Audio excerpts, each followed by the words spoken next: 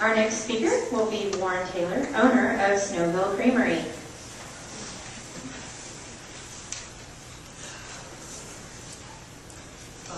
Thank you all for coming today. My comments are going to echo these same comments. I think the nature of large corporate agribusiness is that they don't want any competition. They want to limit choices. And I think this is the reason why I made a decision to come out and help defeat issue 2. I started bottling milk in southeastern Ohio less than 2 years ago and bringing to market a milk that I say it's as good as milk was 50 years ago. And I've had the pleasure, the satisfaction of having people actually come to tears when they taste our milk, saying they haven't tasted anything like this since they were on Grandma's farm when they were little children. And I think it's a striking comment on what our agriculture, what our capitalism has done in our nation. We do a lot of sampling of milk at Whole Food stores all over the state, where we're the best-selling milk now. And we taste milk to a lot of people who are international: Australia, New Zealand, Africa, India, Europe, England. And I hear the same thing again and again from these foreigners. I haven't tasted milk like this since I left home.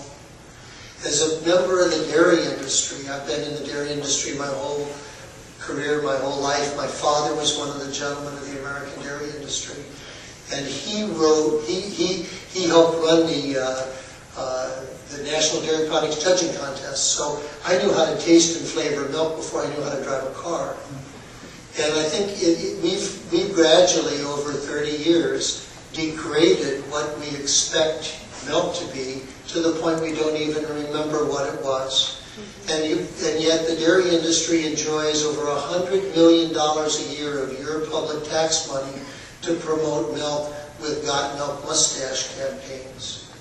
This same dairy industry is pretty unhappy to have me exist and come into the marketplace and bring my milk to customers, to the point that the second largest grocery store chain in America offered that we should go to one of their stores in our local community and have our milk there. When we sold 100 cases a week of our milk, they wouldn't let us in another store. I think the anti-competitive aspects of issue 2 are the aspects that I'm concerned about. The strong supporters of issue 2 are some of the same people that I listened to at the Ohio Department of Agriculture headquarters a year ago, explain that consumers didn't need to know whether their milk was made with hormones or not. And once the public outcry and public expression at those labeling commission hearings was so great in favor of labeling regarding hormone use, they were quick to point out that people such as myself, who had their cows on pasture, shouldn't be able to say that on a milk carton, because that was untrue labeling. All milk is the same. It's all made to the same federal standards. It's all the same. Milk is milk.